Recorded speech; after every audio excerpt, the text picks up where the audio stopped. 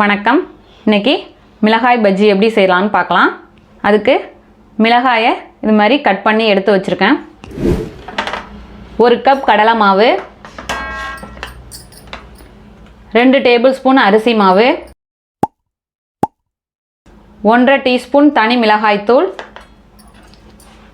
1/4 teaspoon மஞ்சள் தூள்,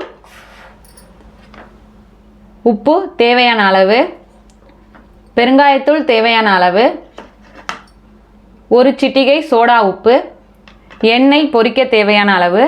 இப்போ செய்ய ஸ்டார்ட் பண்ணலாம். ஒரு மிக்சிங் பவுல் எடுத்துக்கலாம். இல்லை கடலை மாவு, அரிசி மாவு, மிளகாய்த்தூள், மஞ்சள் தூள்,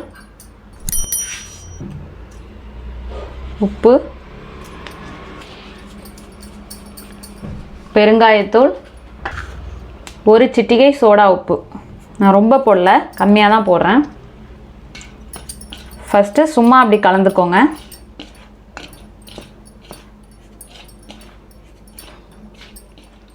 இப்போ கொஞ்சம் கொஞ்சமாக தண்ணி சேர்த்து கலந்துக்கலாம்.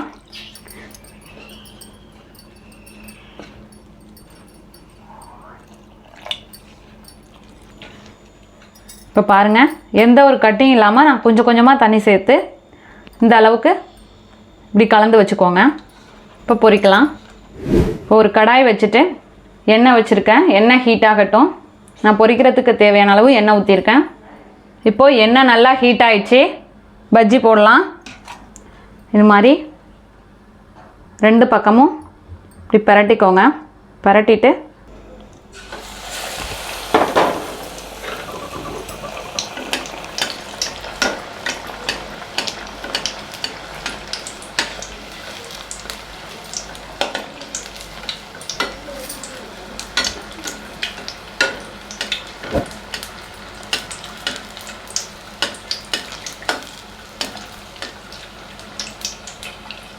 இது எல்லா பக்கமும் எண்ணெய் படுறாப்புல பரட்டி பரட்டி விடணும்.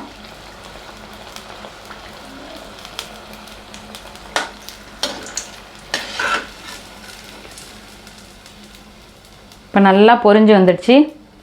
இது போல் எண்ணெயை ஒட்ட வடிகட்டி எடுத்துருங்க. அவ்வளோதான். இதே போல் எல்லா மிளகாயையும் பஜ்ஜியாக போட்டு எடுத்துகிட்டு வந்துடுவோம். அவ்வளோதான்.